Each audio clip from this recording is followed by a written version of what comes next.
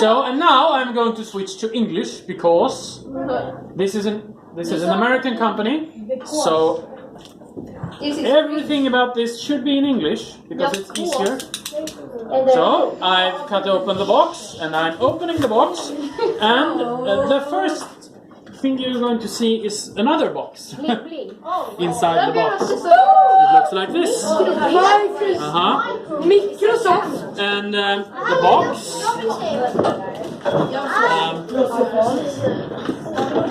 doesn't look like much, does it?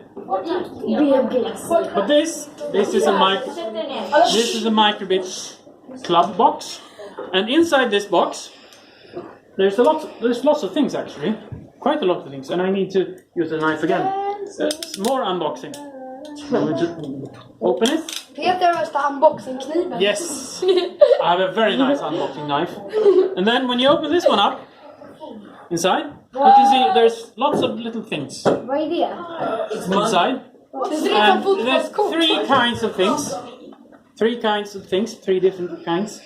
There's these little packs of batteries. Interesting. Yeah. And there's these little bags, and inside each bag there's a tiny USB cable. You recognize it? It's the same kind of cable they use to charge your phones if you have a proper phone, an Android phone. PS4 controller. Or a PS4 controller. Yes. And there's so, sorry, I said three kinds of things. There's four kinds of things. I forgot this one. This is a tiny little battery box that the batteries will go into. And here's the great part. There's this thing. And this is the great part. This is a microbit.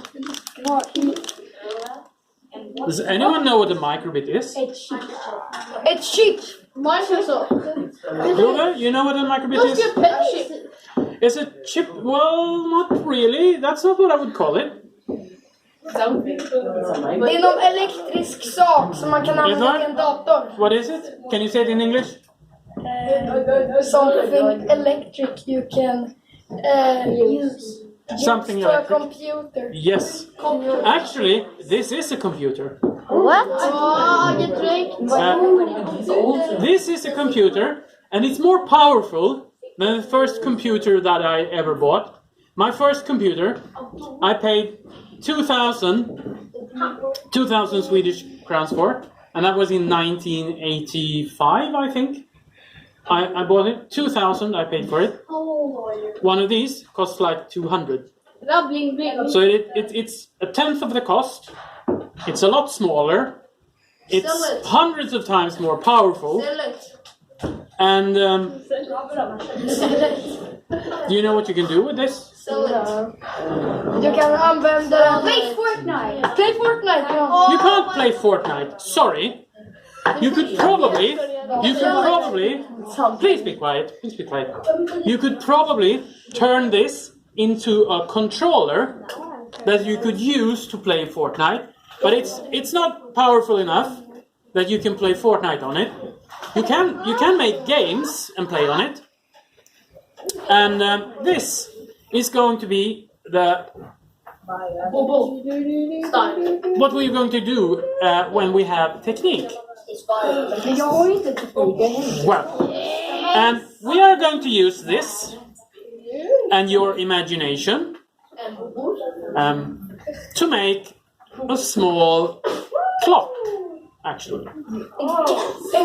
This is going to be a project that we're going to work with. We're going to work with this for about 10 weeks.